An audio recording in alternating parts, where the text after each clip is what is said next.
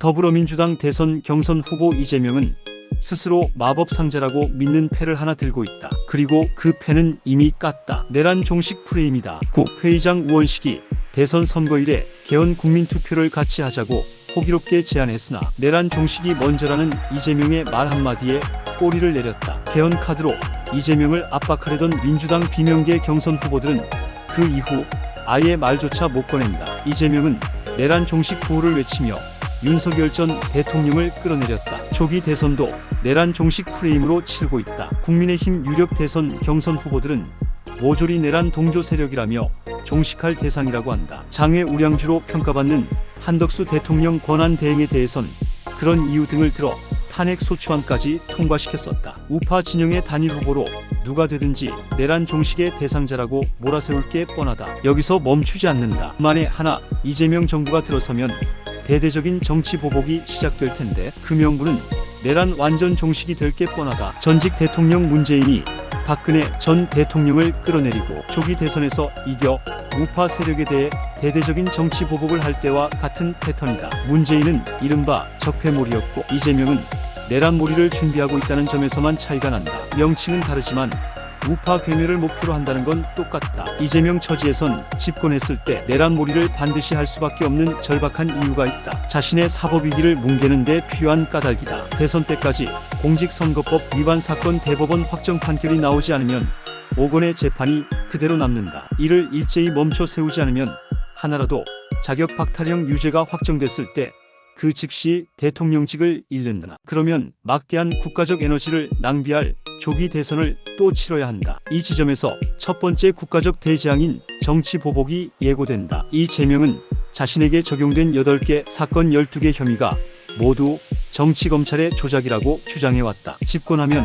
내란 세력의 정치 공작에 의한 기소라며 특별법을 만들어 자기 혐의를 털고 오히려 수사 검사 무더기 처벌을 시도할 수 있다. 이재명의 대선 공약에 검찰청 해체가 있는 건 그래서 예사롭지 않다. 검찰 청산 구호는 자연스럽게 윤석열 정부에 몸담았던 공직자들을 향해 여러 갈래로 퍼지게 된다. 이재명이 말썽투성이 공수처를 오히려 확대하겠다고 밝힌 건 우파 진영을 향한 대규모 정치 보복 선언이나 다름없다. 두 번째 대재앙 역시 이재명의 재판을 멈추려는 과정에서 발생하는데 극심한 사회 혼란이 예고돼 있다. 대통령 불소추 특권을 규정한 헌법 84조를 아전 인수로 해석해서 진행 중인 재판도 중단해야 한다고 벌써 우긴다. 임기 중 불소추 특권은 말 그대로 새로운 사건에 대한 기소를 못한다는 의미라는 게 법학계의 다수설이다. 그러나 집권에 성공하면 유권 해석을 헌법재판소로 끌고 가려고 한다. 한덕수 대통령 권한 대행이 대통령목 재판관 2명을 지명하자 강하게 반발하면서 헌재가 효력정지 가처분 신청을 셀프 인용하도록 판을 깔아준 것도 이 때문이다. 만일 이재명이 좌파가 장악한 헌재를 통해 셀프 면죄부를 받으려고 하면 우파 국민이 가만히 있을 리 만무하다. 광장에서 이재명 퇴진 구호가 울려 퍼질 게 분명하고 좌파 지지자들도 맞불 집회에 나설 것이다. 이 경우 새 정부 임기 내내 대혼란이 불가피하며 그 후유증은 그 다음 정권까지 이어진다. 설사 재판이 중단된다고 치자. 그럼 5년 후 임기가 종료되면 다시 시작돼야 하는데 어디부터 손을 대야 하는 걸까? 지금까지 진행된 기록들이 법원 창고에 있는 사이에 재판부가 2~3번 바뀌어버린다. 사건을 전혀 모르는 판사들은 우왕좌왕할 수밖에 없다. 대혼란의 연속이다. 예상되는 세 번째 대재앙은 대한민국 사회의 정체성이 심각하게 흔들리는 형태로 다가올 수 있다. 윤석열 정부 때 거대 야당 민주당은 이재명 방탄 목적과 맞물리면서 입법,